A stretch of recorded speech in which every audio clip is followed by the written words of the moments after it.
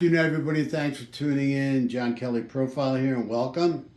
Welcome to part 23 of our very sad series, Who Killed Libby German and Abby Williams. Today, I want to focus on Bridge Guy going after two young girls at the same time. Does that show sophistication, or does that show luck? Was that this guy's first time out, or the question that's always looming out there, has he killed before? And this is not his first time out. So is this going to show sophistication or not sophistication? I want to bottom line this stuff today. So the bottom line for me is that, yeah, it does show some sophistication in the way he tracked and followed them, abducted them, led them away, and then that whole sophistication, it seems, might have fell apart because they ran away and got away from him. He had to track them down and kill them. Okay? One thing I know for sure, whether this guy's sophisticated or he's not sophisticated, that he's a lucky moron. And he's a lucky moron who shit his pants after he left there and those two girls were dead, and he saw Libby's video pop up on the internet or TV. Let me tell you, this guy really was scared to death. And he still is scared to death. And rightfully so, because he doesn't know when they're going to come and scoop him up. Now, the other question I have is, did he get them to his destination of choice? That's something that's really bugging me, okay? Because, did they break loose, get across that creek? He followed them across the creek, and then he killed them. And then at that point in time, he positioned their bodies in a certain position, a certain place where he felt, one, they weren't going to be found. Two, posing. Did he pose them, which would show sophistication? We don't know. Only law enforcement knows. But let me tell you what my bottom line is. My bottom line is, after he killed these girls, he chose to take their bodies and put them in a specific area to hide them, is from what I understand, in a position on private property. Did he know it was private property?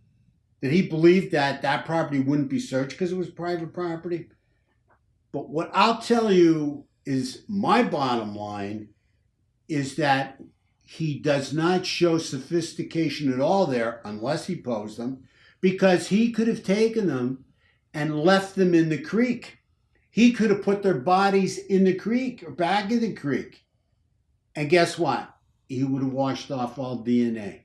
There would have been no DNA. But see, he didn't know enough to do that. And that tells me he may not be that sophisticated, may have been first time out kind of moron kind of guy to try and take on two girls at the same time. So I think that's something that's very, very important. Something else that is really bothering me is that when we look at this guy, we have to say to ourselves, well, what kind of killer would do this? What kind of killer would kill Abby and Libby? Okay? Well, regardless of what kind of killer we've talked about him being, the bottom line is this guy's a trail killer. Okay? He has joined the history of many trail killers throughout this nation. And I'll give you a couple examples. One, we have David Carpenter. He killed 10 people around the San Francisco trails, parks, up through the forest and around San Francisco. Another one we have is Gary Hilton. Gary Hilton killed 4 people as he was traveling on the trails, and they think it's a lot more than 4 people, but they can't prove it. Yeah, 4 people as he traveled through the trails around Georgia, Florida, North Carolina, and, Mr. Hilton was chopping their heads off. But they feel he's responsible for a lot more than 4. So what we have here, in a big general area, but summing it up, is a trail killer. And trail killers kill people on the trails. So if you're going out on these trails at all, you have to be very careful and you have to keep your wits about you.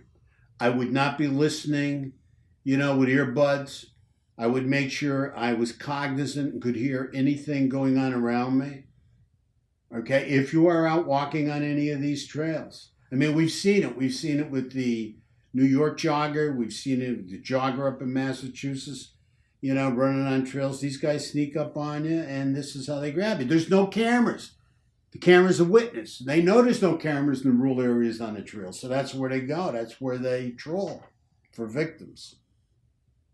So please keep yourself safe if you're out there walking these trails, and especially these days trying to get some fresh air. You think it's secluded, the whole 6 feet of separation and everything. So please be careful on those trails if you're out there.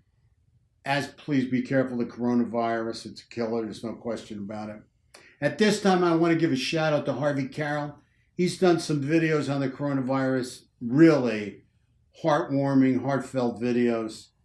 And, we're talking about a man who is trying to watch himself right now and his family from catching this coronavirus. And we're talking about a man who's a cancer survivor who had his spleen taken out. And he's also given up a kidney to cancer. He's lost a kidney as well to cancer. So we've got a cancer survivor who's trying to help others. And he's got some good information on some vids if you want to watch them. I suggest you do. And also, I want to give a shout out to True Crime Jesus. They're doing great work, him and his team. Just as Harvey Carroll and his team are doing excellent work, True Crime Jesus and his team are really putting out some interesting stuff if you want to take a look at it. Thank you so much. Most importantly, stay safe out there. Of course, we always thank you for your subscriptions, comments, info. Ask us anything you want. But please, stay safe from the virus and stay safe if you're out there walking on any of these trails trying to get some exercise. God bless. Have a great day. Thank you so much.